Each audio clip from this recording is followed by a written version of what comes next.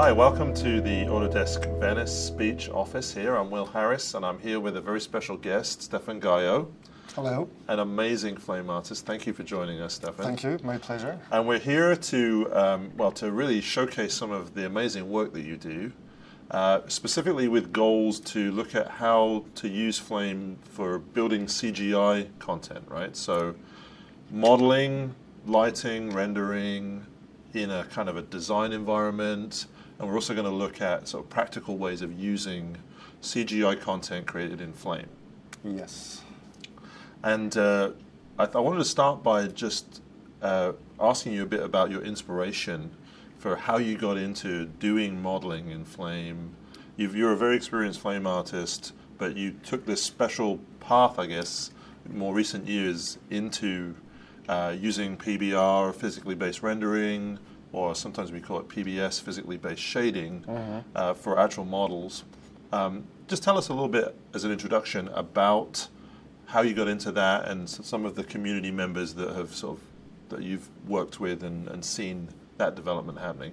It started with, I think it's some 3-4 years ago, one of the user group in LA where John Schulte, if I say it right, sorry, demoed the beginning of the physical-based shading in Flame with some, cool. I believe, Lightbox, some development they've made.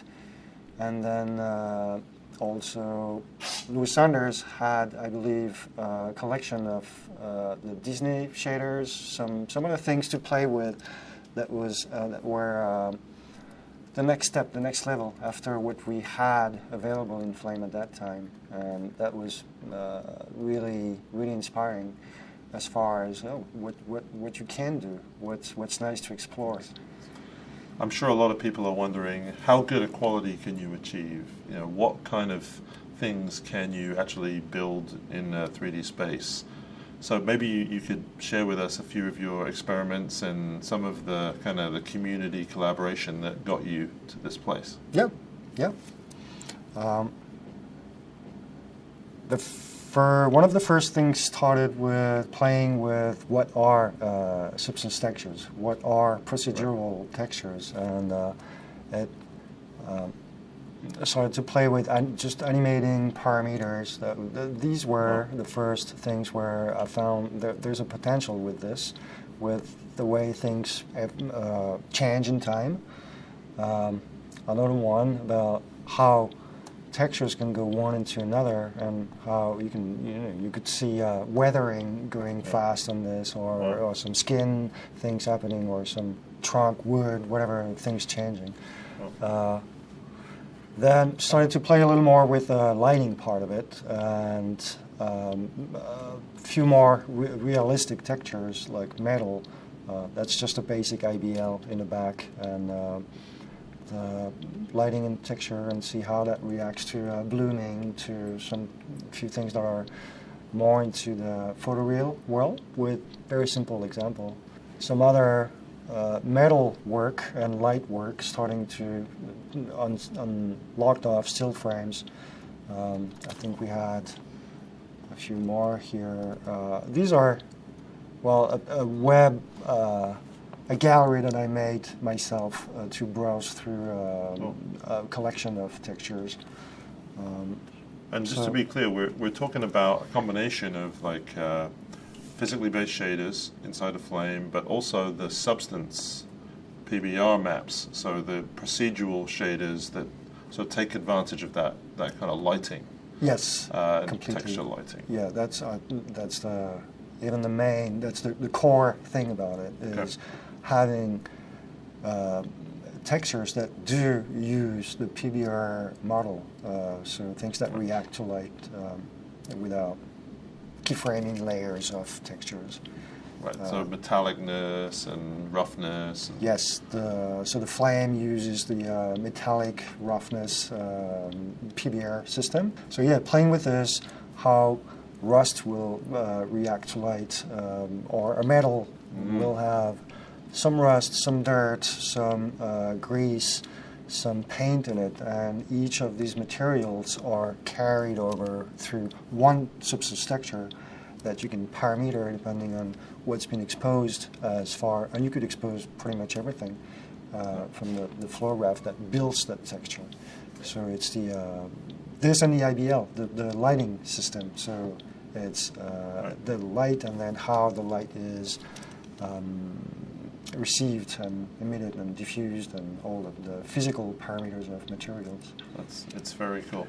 So yeah, playing with metals, paint, and then next stage, next experiment and development were about object-aware textures, object-aware textures, and edge-aware textures, where, well, the edge of it, you know, you see how the difference between one and the two, where the edges get affected, the scratches, the paint chips are more where they should be, where there's more friction and all this.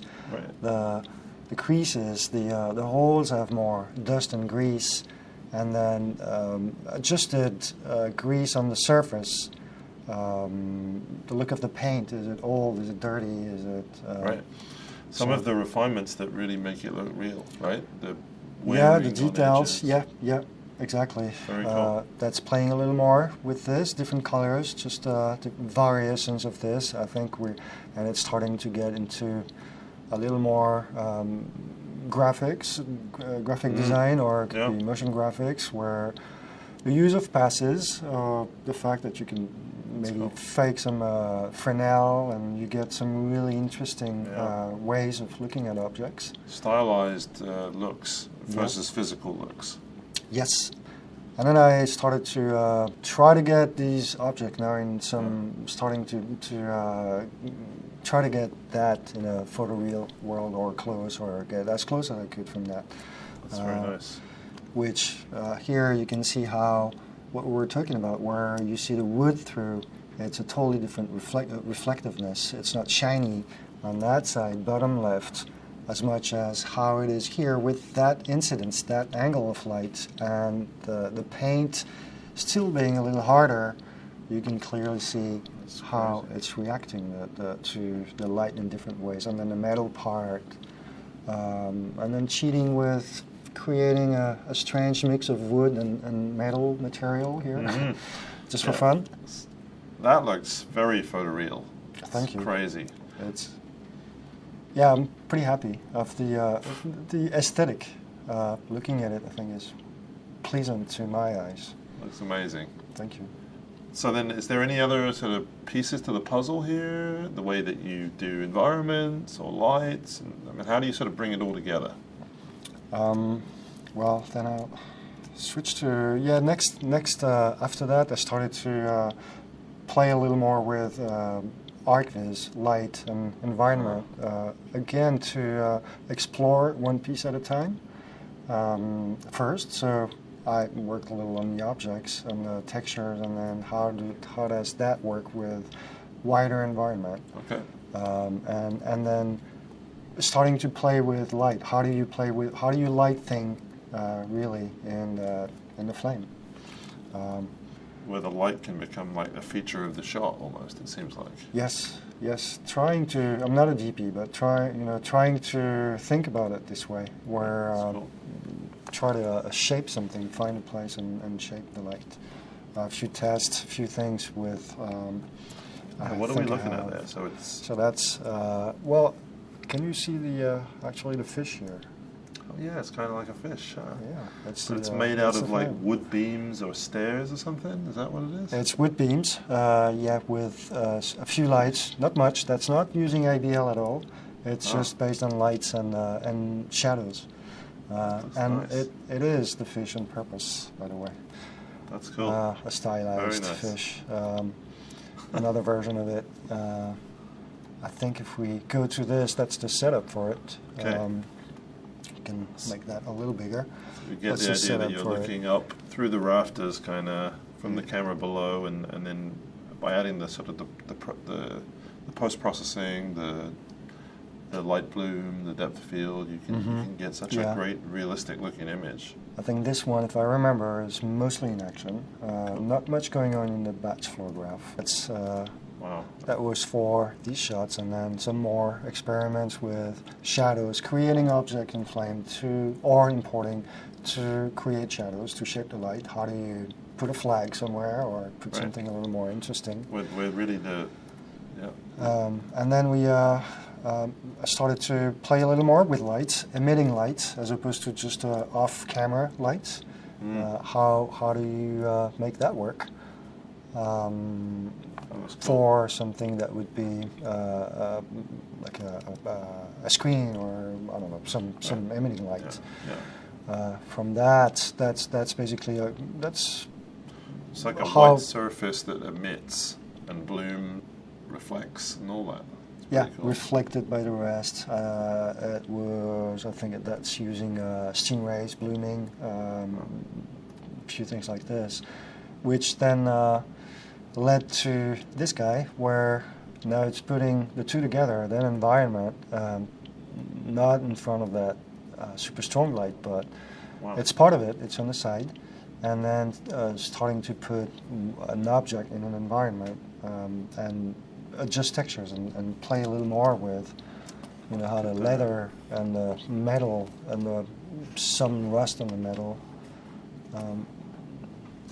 And you can see the... it's like you're putting it all together. You've got an environment, you've got an object, you've got that sort of physical lighting texture and occlusions, shadows. It all sort of comes together to form that level of realism. It's very cool. Still driven by trying to get a nice shot. It's not driven by, hey, let's do something technically hard and complicated. It's really... how can that look? Can we make something look cool? And then use all the tools that allow this. That's very cool. Back to ArcViz. Playing with, first thing, picking an environment, picking a scene, a room that has some cool quality, things that where you could play with lights. And that's just a light pass. That's just a basic light pass. The detail in there is amazing. It just doesn't look like geometry, It looks like a catalog photo or, like you said, like selling. It looks like it's selling an environment. It's just really great. And it's like you said, it's architectural visualization. It's almost like taking a step higher than what you might do with like a physical render, where you can sort of bend the rules of reality, artistic depth of field. Yes. It's very cool. I started to feel like at some point that we could do photo real or close to in Flame. Not there are a few names that would pop for ArcViz that are used a lot, and some really good artists, but it felt like that was now accessible, that we could play with this in Flame. So it's a really cool progression of the experimentation that you did. Products, environments, lights. Can you show us something live? Yeah. With the same approach, same principle, but with a different start, where it's not exploring so much, but from all these explorations and tests and objects and environment, now try to illustrate a concept, to put together something that has been thought by someone else. It has to be a shot with a computer, with this, with that. So do the same thing with finding the environment, playing with the usual research with photos, and then start to build it, get the models, put them together, start to build that environment, play with the light, and then start to play with the texture, all the textures, and readjust. So it's all in linear, of course, for proper CG work, and so you keep the range, the whole exposure, pretty close to shooting. It needed some objects, some models, or from Flame when it makes sense and it's the fastest way to do it. with 3D shapes, like the wall and the holes in the windows, the floor, the tablets that are under the windows, and then some other models are bought or could be made by the modelers, and then tweaked in Flame, hard imported, tweaked, and then re-exported from Flame, so you keep that loop, having control not with a third party, and then that is then soft imported back into the Flame with the speed that you get from that, the much lighter thing that hard imports. Here we have a mix of, as far as the lighting, of IBLs and then a few lights, just to, how you would pick a place that has a nice lighting. That's almost the thing when we're talking, I was talking about setting the light something. It's almost, you go around and find a place that looks good, that has a good lighting, except in that case, you build that lighting. And then from that you would add a few lights. So again, pretty close to me, how much I know about shooting is getting to the same, some similarities. So to get that sort of snowy, low light, desaturated look of a sort of a ski cabin. Yeah. And the whole aesthetic has to match. Yeah, so starting with choosing an environment that fits the IBL, that has that quality, and then helping that with other lights and shadowing, and there are a few things that create a little, not randomness, but some details in the shading in the light, a few objects added in front of lights. So really lighting the scene. Okay, so... Yeah, what have you got in your action schematic? So that's the outside of it. First with a bunch of passes, but if we can see, it's spread out this way because each of these models are going to have their structures. There are soft imported FBX. So then if you would go inside this, you're back to a sub branch that defines per groups, per objects, where you can then assign different textures and move things around. And that's the thing that's soft re-imported into Flame. So it goes in Flame, tweak it, export, and then comes back here as such. So whether it's the Mac or the table or the Wacom tablet there, it's soft imported in, but you can still connect your textures below it. Yes. Which gives you that kind of best of both worlds, right? Where you don't have to carry the FBX inside your action scene, but you're able to connect to it. Yes. Right? And then I started to hide some parts that weren't needed, that we wouldn't see. So in order to keep the interactivity with the soft import, the FBX soft import, it's also... I had a library with all the hard imports, so you can keep it, modify something, hide something, stretch it, and re-export from Flame, and it updates your live hot wire. It updates your FBX inside of that scene, that 3D scene. So that was really convenient. So yeah, the table, a few objects with their textures, not too many textures. Doesn't need to be complicated to look good. And then some, like this is the 3D shape there's the wall, some holes, the windows were pretty heavy, detailed with moldings, bevels, and all this.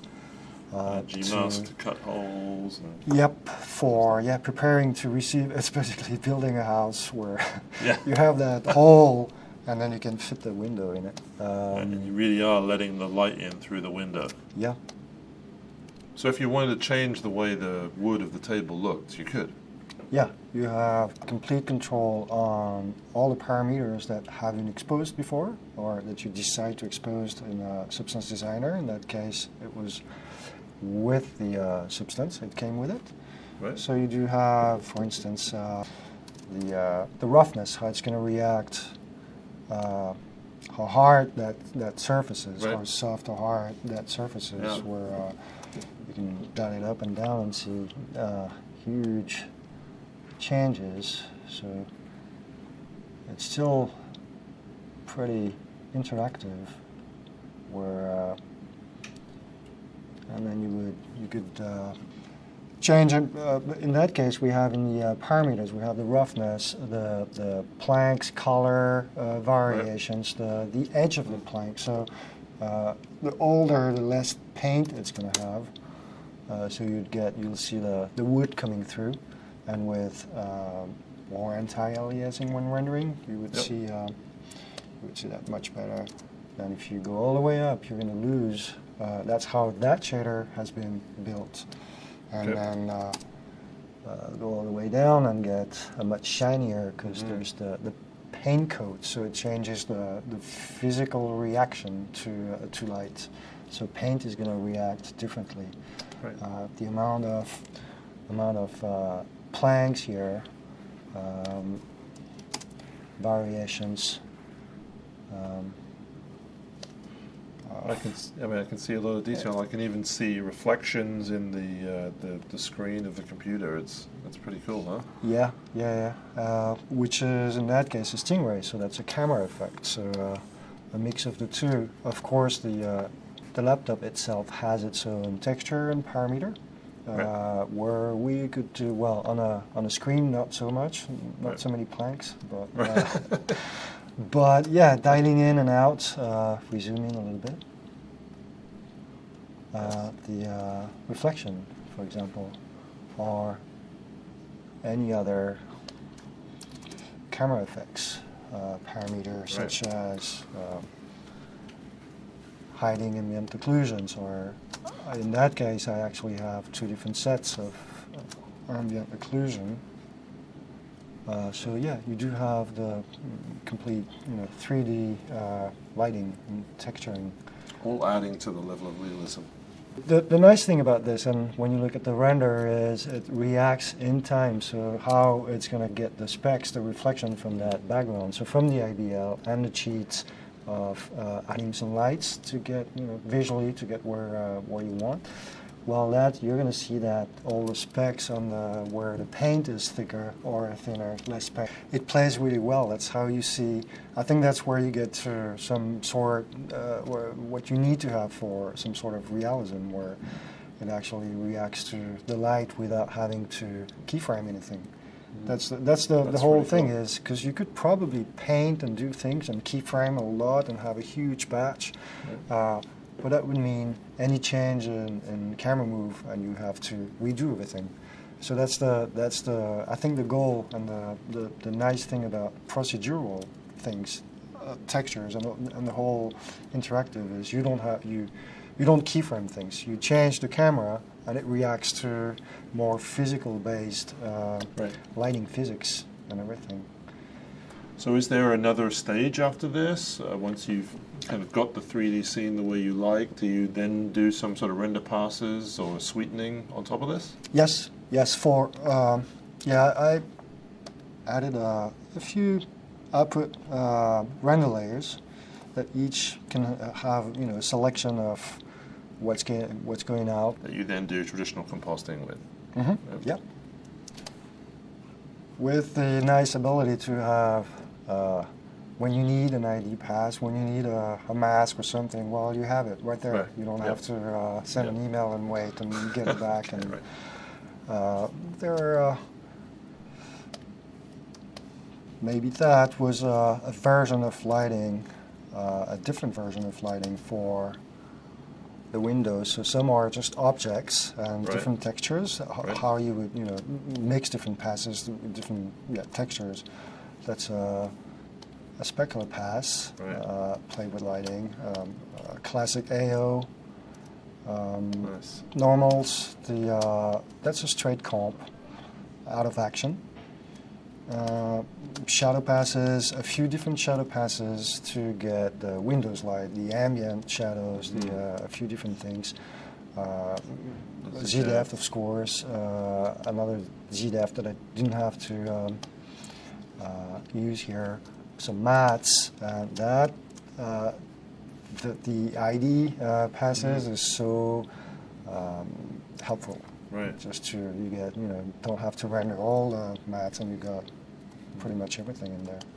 That's cool. And then mattes, motion vectors. Another lighting version of the notebook laptop without the IBL.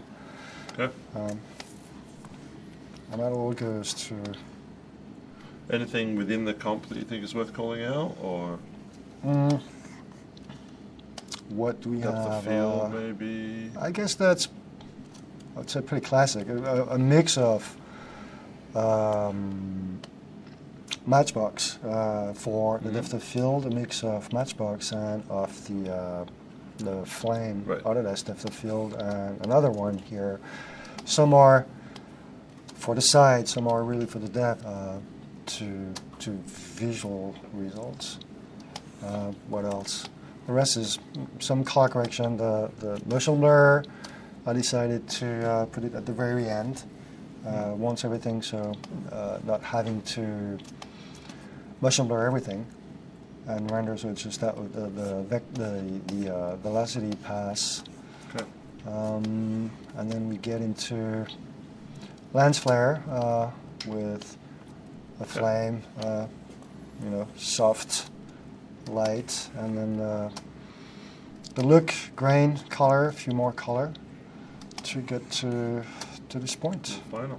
Yeah. Yep. Very nice. Chroma warps and chromatic aberrations. So, Stefan, thank you very much for. You're very welcome.